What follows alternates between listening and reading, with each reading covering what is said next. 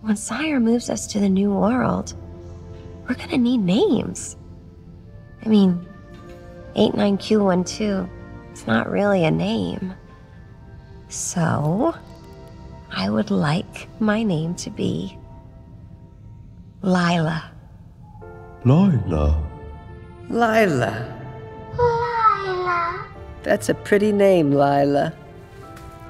Thank you. I think my name shall be Teefs. Because although we all do have them, mine are definitely the most prominent. Teefs. Teefs. Lila. Teefs. Me be called Floor because me is lying on floor. You're lying on a floor, so your name is Floor? Yes. Floor. What about you, friend? Someday, I'm gonna make great machines that fly. And me and my friends are gonna go flying together into the forever and beautiful sky. Lila and Teefs and Floor and me. Rocket. Rocket. It really is good to have friends. Yeah. But no matter what happens next, the galaxy still needs its guardians. Oh, I feel great about it. It's like, finally over. You know what I mean? I feel it's emotional. We're all very lucky. We all feel grateful. It's a lot to process, and so I'm trying to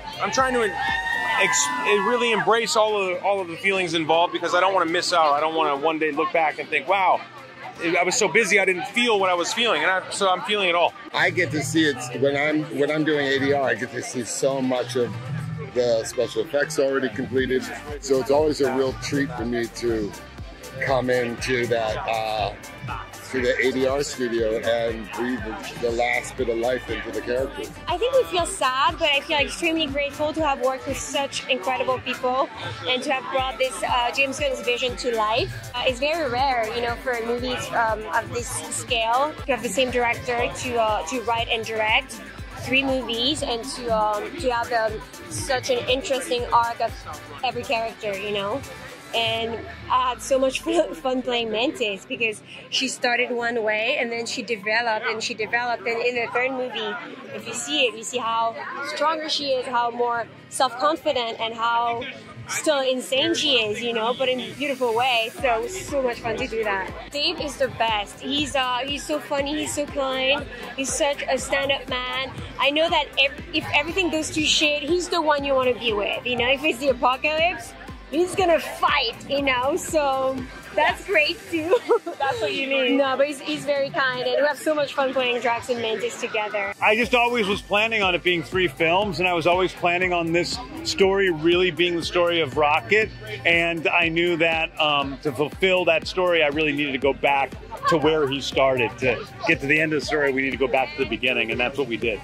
Well, I think it's not necessarily a balance. It's just that every single thing in a movie has a best way you can do it. And sometimes it's CGI, sometimes it's practical effects, sometimes it's makeup, and sometimes it's somewhere in between. So it really depends on what you're trying to get, on what you need to use. I loved it.